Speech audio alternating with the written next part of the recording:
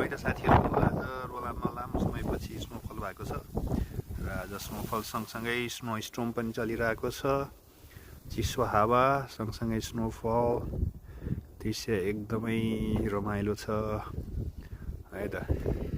त्यति धेरै snow accumulate पनि भएको छैन, तर पनि दृश्य चाहिँ एकदमै रमाइलो छ।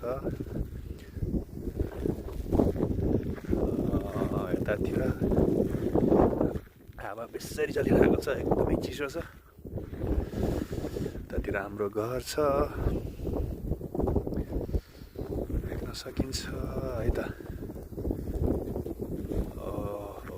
ल हेरौँ त,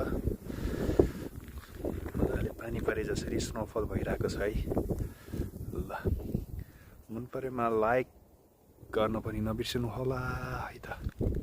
थ्याङ्क यू फर वाचिङ।